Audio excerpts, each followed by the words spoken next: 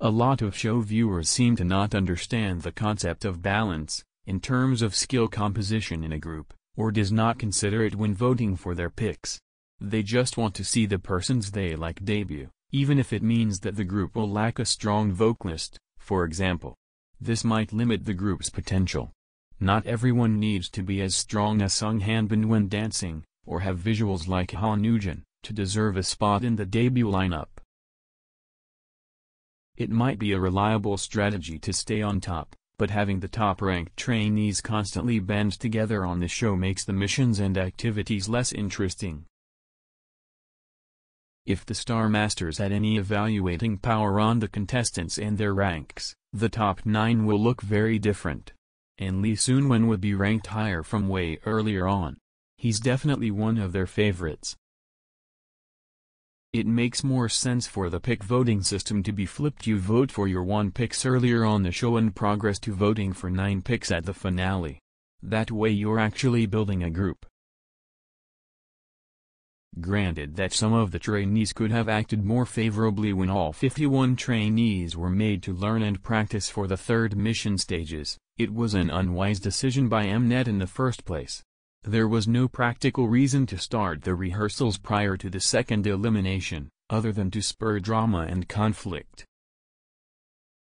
Gyuvin is actually talented and not as bad as many people make him out to be.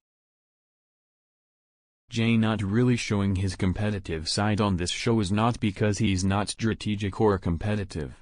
Given his situation with the unending efforts by his antis to spread malicious rumors about him, he probably does not want to do anything that can come across as aggressive, which could be used as an evil edit and fuel the hate train. He wants this so bad, and that's why he's being careful. During the second elimination, the candidates for the final 28th rank should be those who were in ranks 28th, 29th, and 30th at the interim check. It was revealed that Wonki's rank during the interim check was 31st, so did anyone else find it weird that he was initially revealed as a candidate for the 28th rank? It's like Mnet was setting up for his leap in ranks during the final hours of voting. Kim Tari has a nice and distinct vocal color, but is not yet skilled enough to be considered main vocal material. Not hating, but international fans who still vote for high-ranked K trainees probably don't understand the voting weightage.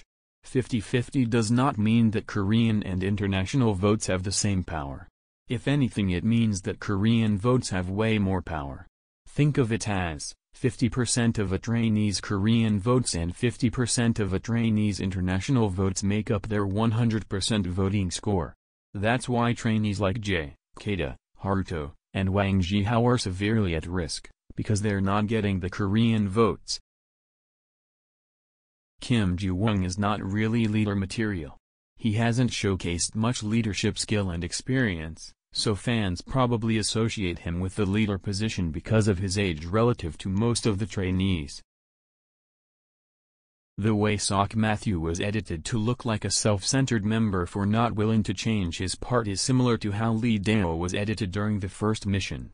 If the majority of show viewers respond more positively to Matthew's edit by defending him and his ranking is not affected by this, it shows the kind of double standard and hypocrisy that exist among viewers. If there's a season of the show where Mnet decides to break a certain convention and do something outrageous, then this should be it. It would be completely justifiable for Mnet to surprisingly announce an 11-member lineup because the level of skill and caliber amongst the top trainees this season is simply too high to waste.